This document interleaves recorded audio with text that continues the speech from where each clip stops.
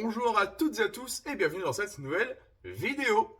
Alors aujourd'hui, on va refaire l'étrier de frein de ma moto, la petite Suzuki TSR 125 que je vous ai présentée dans cette vidéo qui se trouve... Non, ici il me semble. Ouais, quelque part ici je crois, si je me dis pas de bêtises. Et si jamais c'est pas là, c'est dans la description.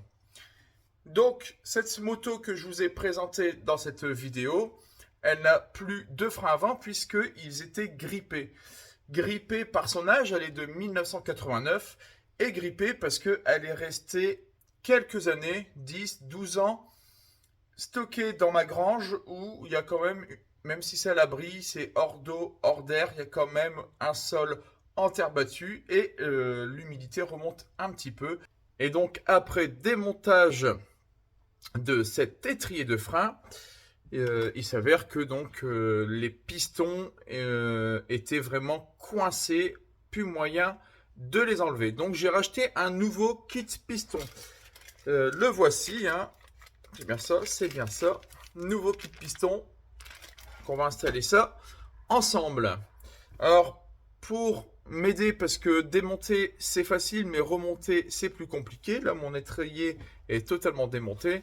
Pour le remonter, j'ai dû quand même m'acheter voilà, un petit livre qui est rien d'autre que la revue technique de cette moto. Donc c'est parti, je vous propose qu'on fasse ça ensemble.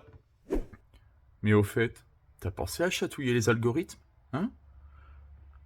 À t'abonner, à liker, à laisser un commentaire,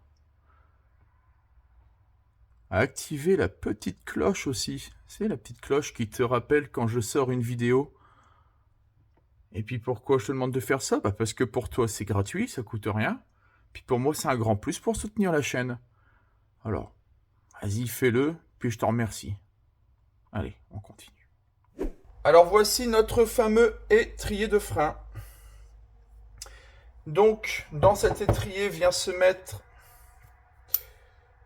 ces pistons hein, qui viennent dans les trous ici. Là, les deux trous là. On a ces deux pistons. Et les pistons, si vous arrivez à voir, ils sont quand même pas mal usés, pas mal marqués. Des endroits, ça fait de la surépaisseur. Et c'est cette surépaisseur qui vient bloquer le piston ici à l'intérieur. Donc, ici à l'intérieur, je ne sais pas si on va réussir à y voir quelque chose. Il y a deux gorges. Alors, attendez, je regarde. Voilà. On voit pas, non. Non, j'essaie de trouver l'angle de vue. Bon, on voit pas. Il y a ici une première gorge d'étanchéité entre la chambre, on va dire, de compression du liquide de frein et l'extérieur. Donc, un premier joint. La deuxième gorge pour un deuxième joint qui, elle, va, je pense, empêcher la poussière extérieure, la poussière de freinage ou de boue, ou tout ce que vous voulez, de rentrer à l'intérieur et de venir abîmer le joint qui sert à l'étanchéité du liquide de frein. Voilà. Donc il y a deux joints. Le nouveau kit que j'ai acheté comprend tout simplement deux nouveaux pistons. Alors je me rends compte qu'ils sont beaucoup plus petits. On va voir. On va voir. Je ne sais pas ce que ça va donner. Et surtout, un nouveau kit de joints. Voilà. Alors, il y a pour les deux pistons, les deux joints qui retiennent le liquide de frein dans la chambre de compression. Et les deux joints qui retiennent la poussière à l'extérieur. Et il y a un troisième petit joint torique. À mon avis, ce joint, c'est le joint ici de la vis de purge. Je pense. On verra bien. Et c'est parti, on va changer ça. Donc j'avais déjà retiré les deux pistons. Donc pour les retirer, quand ils sont pas trop grippés, vous mettez alors là la vis de purge serrée à fond. Et ici c'est là où vient le flexible de frein. Vous mettez le compresseur, vous soufflez, les pistons dégagent. Quand c'est bien grippé, comme ici ça a été le cas, je fais la même solution, mais comme ils ne sortent pas tout le temps, je les renfonce, je mets plein de WD-40, je renfonce, je ressouffle dans le trou, je renfonce, et ainsi de suite, jusqu'à ce que les deux pistons sortent. Donc voilà, mes deux pistons sont sortis. J'ai retiré grâce à un outil comme ça, hein, au choix, hein. J'ai été retiré dans les gorges les joints. Il m'en reste plus qu'un, je vais le faire devant vous. Je vais prendre moi celui qui est coudé. Là. Et voilà. À partir de là, il faut bien nettoyer les deux gorges. Mais bien nettoyer. Alors pour le nettoyage, j'ai une préférence pour ce genre de brosse. Une brosse où les poils sont en laiton. Pourquoi? Parce que c'est du poil plus tendre que les brosses métalliques avec des poils en acier. De type ça, forcément, là, c'est très rigide. Et ceux-là, les poils sont beaucoup plus rêches que ça. Alors, pourquoi? Parce que il faudrait éviter de faire trop de rayures à l'intérieur, hein. On veut que ça soit étanche avec les joints. On va éviter de trop rayer. Mais il faut frotter parce qu'il y a toujours des petits dépôts de rouille, l'humidité qui est rentrée un petit peu. Donc il peut y avoir un peu de rouille, un peu de crasse tout simplement. Donc on va venir nettoyer un maximum.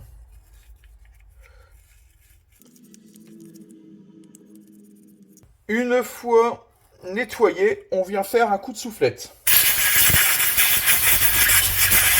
Donc maintenant on va remettre les joints. Voilà. Donc on va remettre ces 4 joints. Et pour les remettre, il faut lubrifier, bien sûr. Donc pour lubrifier, voilà, je me prends un petit plateau. Et je prends du liquide de frein.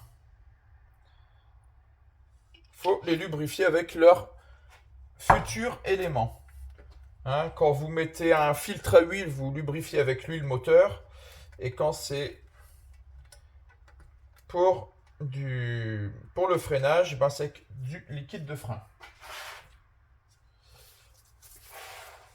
N'hésitez pas à mettre du liquide de frein aussi là-dedans. On y va un peu comme un cochon, c'est pas grave. Il faut que ça soit bien lubrifié. Par contre, il ne faudra pas oublier de venir vite nettoyer une fois l'ensemble monté pour éviter que le liquide de frein vienne bouffer la peinture, surtout que les sont un petit peu en couleur dorée, les étriers. Éviter que le liquide de frein vienne bouffer la peinture. Et c'est parti, je tente de les rentrer, j'espère que ça va aller.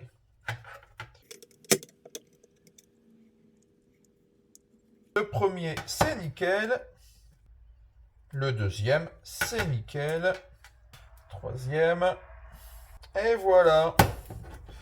Et on lubrifie bien le joint parce que maintenant, il va y avoir le piston qui va devoir rentrer dedans.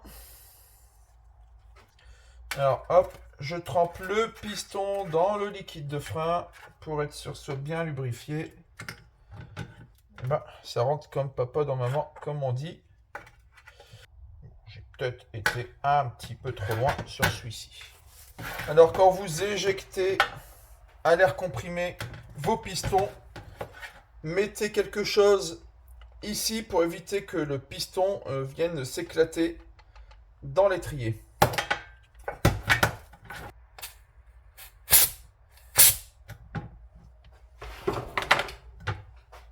J'ai fait une bêtise. Bon, j'explique quand même. J'ai trop poussé le piston, il est complètement à l'intérieur de l'étrier. Hein. Faut réussir à le ressortir maintenant.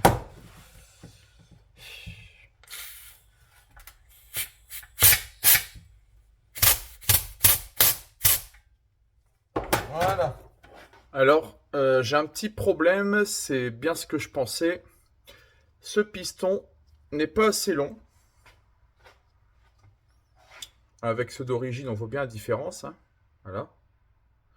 Donc, il n'est pas assez long. C'est-à-dire que là, quand je le mets, il est à fleur... qu'on s'appelle à fleur de l'étrier et les deux joints viennent bien se poser dessus. Mais dès que je vais appuyer et que ça va faire, enfin appuyer sur la pédale de frein, ça va faire une pression d'huile au cul, il va sortir forcément pour appuyer contre la plaquette et comme il est court, il va sortir aussitôt des joints d'étanchéité, donc trop court. Du coup, on va voir pour refaire cela. Donc ça va être du ponçage au papier très très fin pour éviter au maximum les rayures. Donc voilà, j'ai sorti du papier fin. Donc j'ai commencé au 400. Alors c'est du papier à l'eau, hein. Je vais commencer au 400 pour enlever les plus grosses aspérités. Et après, je vais finir avec du 1000. Alors j'aurais bien fait un entre-deux, mais je n'en ai plus. Donc ça sera 1000. Et puis après, selon l'état du 1000, soit je m'arrête, soit je continue avec un 2000. On verra bien. Alors pour acheter ces papiers-là, c'est simple. Sur Amazon, papier à l'eau de carrossier. Donc j'ai bien dit à l'eau. C'est pour ça que j'ai de l'eau. Un petit plateau pour éviter d'en foutre partout.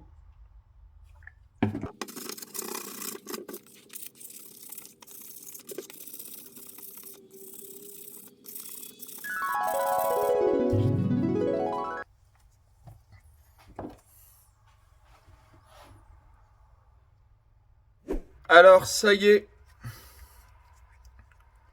ils sont poncés, ils sont récupérés. Alors, je vais vous montrer en gros plan. Si ça veut bien faire, bon, on le voit, mais si ça peut faire la pointe, ça sera encore mieux. Voilà. On y voit que il y a des marques. Regardez le dessus.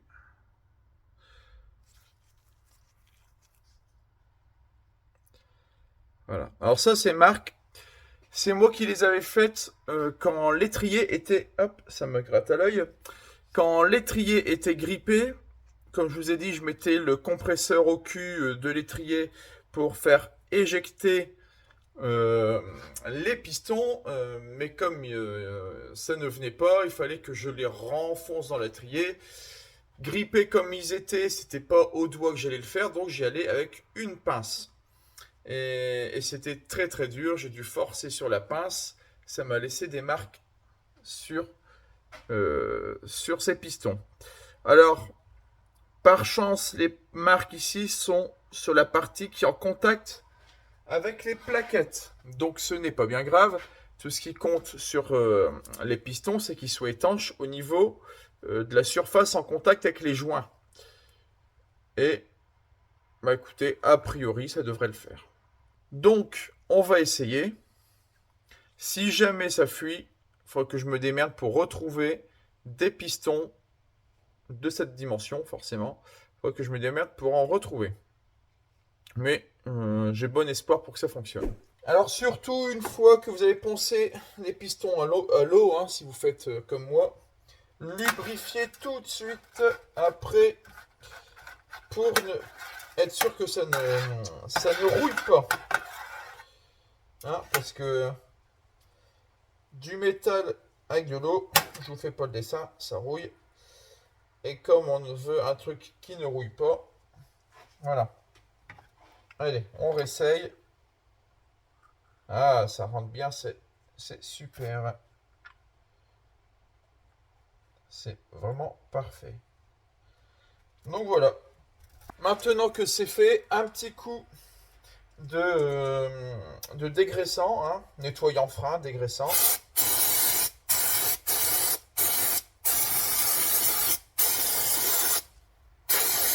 Donc quand je dis un petit coup, c'est même un bon coup. Faut vraiment enlever tout ce liquide de frein qui est prêt à bouffer la peinture. Bon, et puis bah, maintenant que c'est fait, il n'y a plus qu'à tout remonter.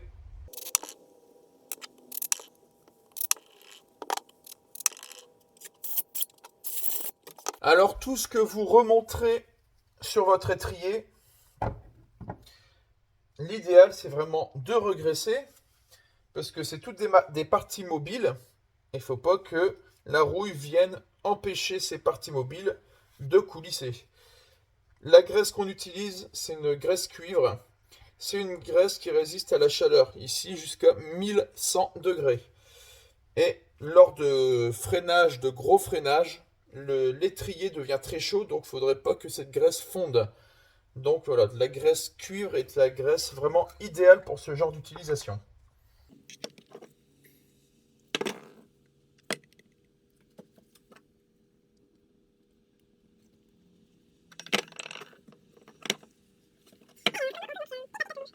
Je pense que l'heure est venue de jeter un coup d'œil à la revue technique.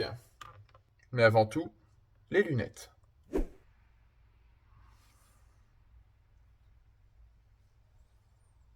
Ouais, ça va, c'est les lunettes de l'atelier aussi. Pas les lunettes que je mets tous les jours non plus. Hein, voilà, regarde. Hop, ça se voit pas. Hein, ça se voit, non? Ouais, bah, ça se voit. C'est entre lunettes et monocle. Ça va jusque dans le coin de l'œil, là. Hop. Hop, un peu comme un monocle. Enfin bref. En tout cas, quand je suis à l'atelier, je suis bien content de les avoir pour y voir un petit peu clair. Ah, j'ai un peu l'air con quand même. Ouais, c'est pas grave, ça ira très bien.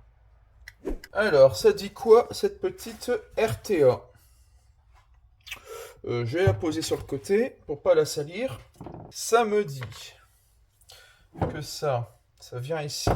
Bon, ça on verra après. Il va falloir que je les nettoie à la brosse métallique. Bon, ça dit que je vais d'abord tout nettoyer à la brosse métallique. Et voilà ce petit monde complètement nettoyé. Donc je l'ai fait au tout ramelé. Et tout est nettoyé. Et maintenant, direction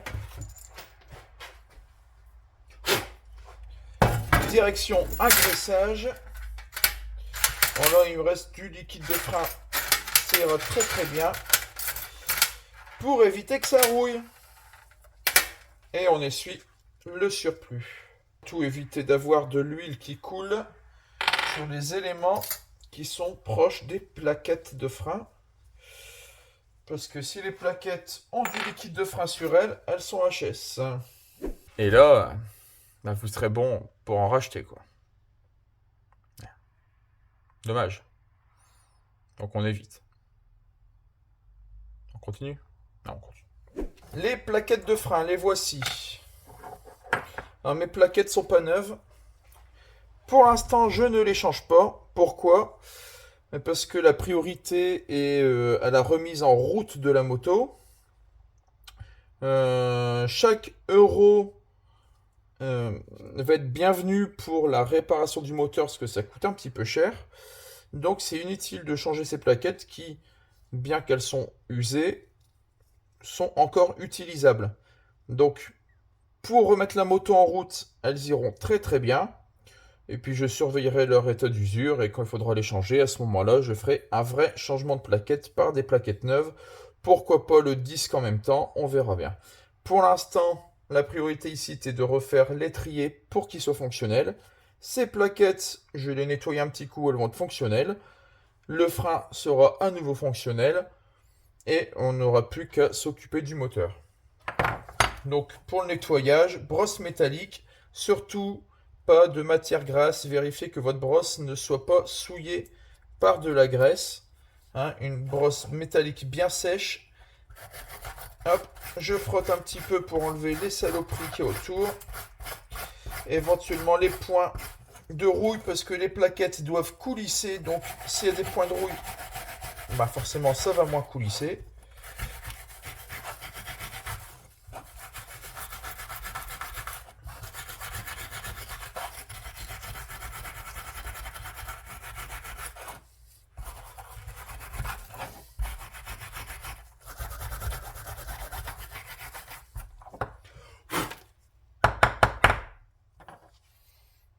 J'ai une meilleure gueule, quoi.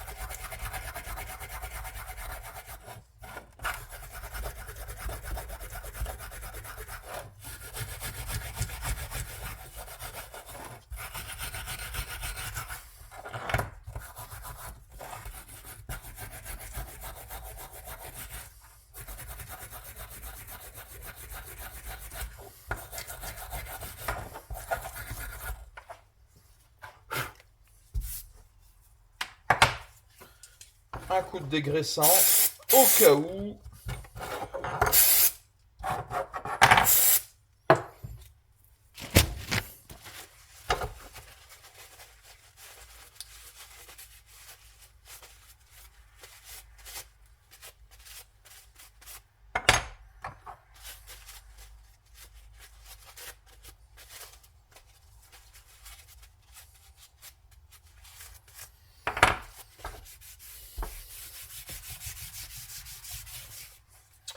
Et voilà, tout est nettoyé, il n'y a plus qu'à remonter. Donc on commence par les plaquettes. Donc si vous avez un doute sur le sens, en général si vous utilisez les anciennes plaquettes, vous verrez sur l'une d'entre elles la trace des pistons. Ah oui, mais peut-être qu'avant de les remettre, ça serait peut-être bien de remettre ce machin-là.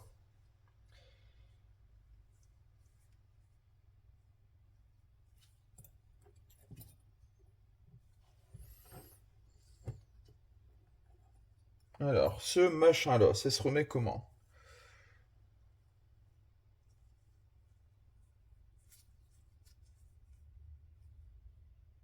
A priori, ce serait comme ça.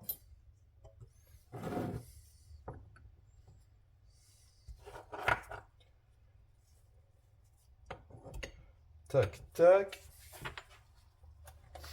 La visserie, je vous rappelle, on graisse la tige, on graisse le filet.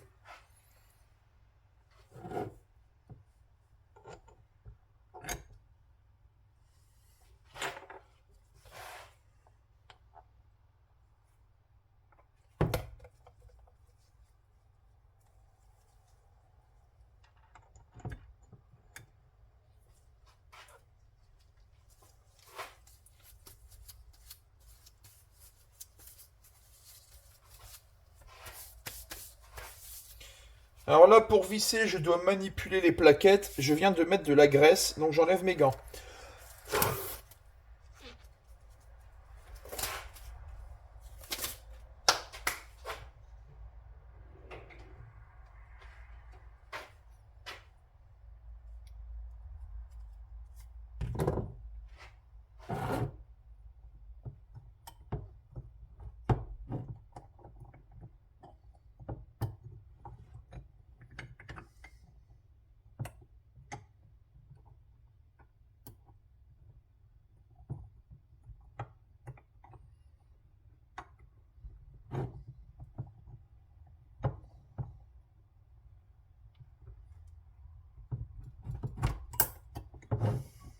Bon, ça n'a pas l'air de vouloir rentrer.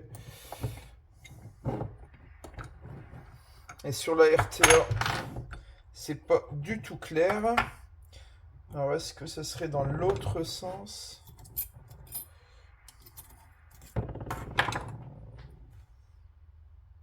Non, d'après la RTA, c'est bien. Je vous le montre. Hein. D'après la RTA, c'est comme ça. Voilà. Donc maintenant, il faut réussir à rentrer les vis dans le trou des plaquettes. Ah, voilà. Par contre, j'étais trop loin.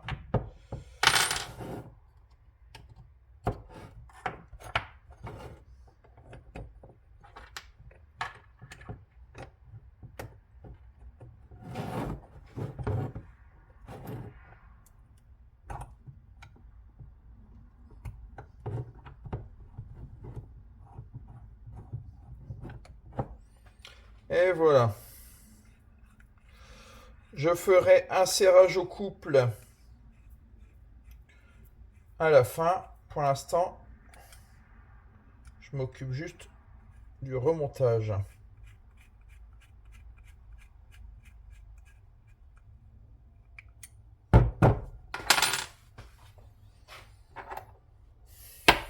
Tac.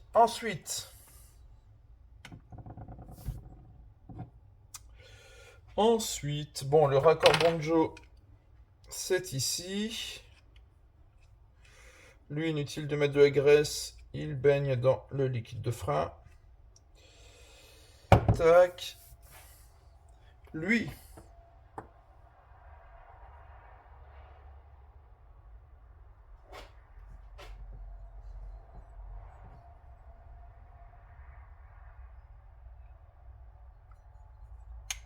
Ah, bien. Alors lui, il aurait peut-être fallu le mettre avant. Lui, il se met, voilà, ici, de la graisse.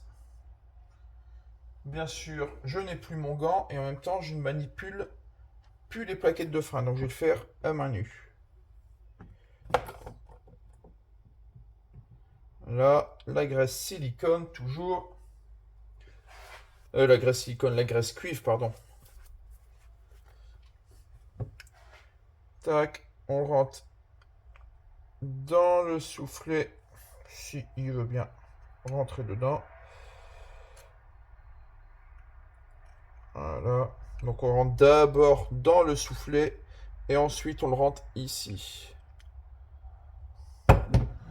Et là-bas, pourquoi pas y mettre aussi un tout petit peu de graisse. La zone ici. Hop. Ainsi que le petit pas de vis. Toute cette zone-là, on graisse.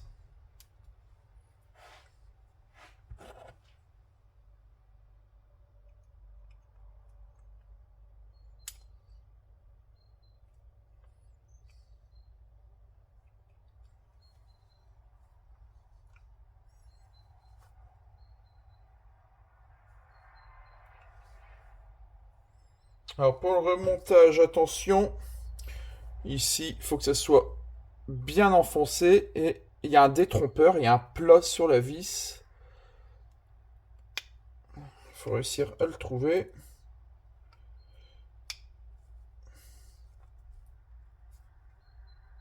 C'est quand il veut.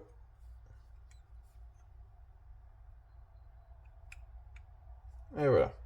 Donc là, il faut qu'il rentre bien à fond.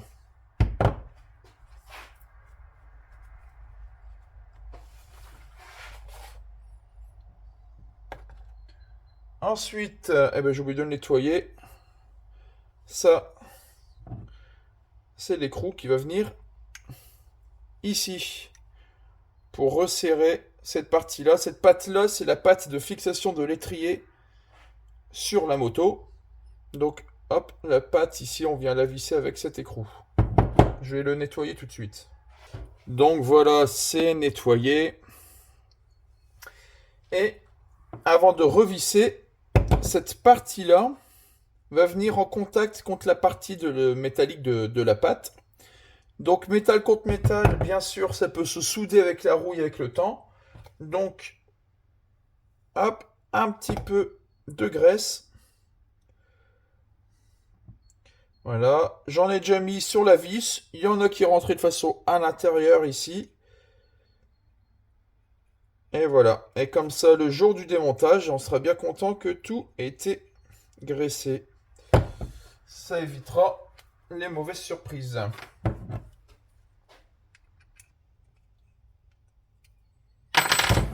Et voilà. Il me reste plus qu'à aller monter ça sur la moto.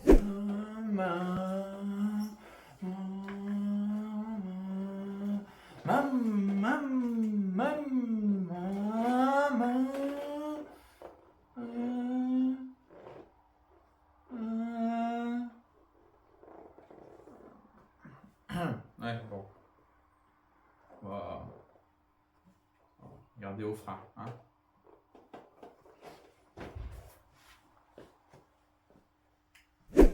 Alors, nous voici devant notre magnifique frein. Un petit peu de terre. Alors, l'étrier se monte comme ceci. Voilà. Donc, bien entendu, avant tout montage, on graissouille.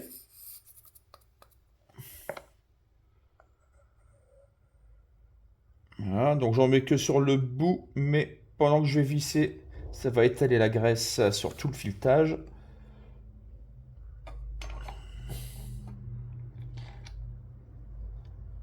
Allez, hop, voilà.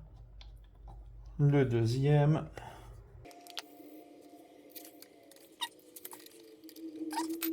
Alors pour ce qui est du serrage dynamométrique, donc au couple, il est préconisé entre 18 et 28. Voilà, donc démerde-toi. Allez, 24. 24, ça me paraît pas trop mal. 24 Newton-mètres. Voilà. Et voilà. Maintenant, mon raccord Bonjo.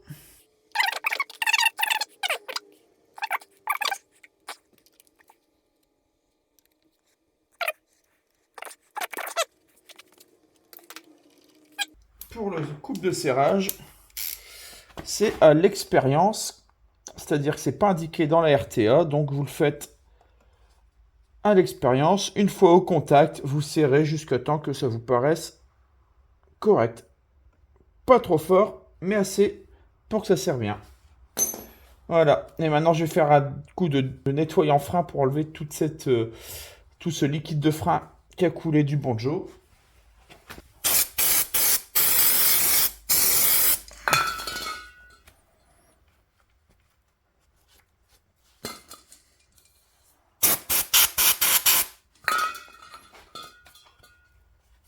Et voilà, il me reste plus qu'à faire la purge.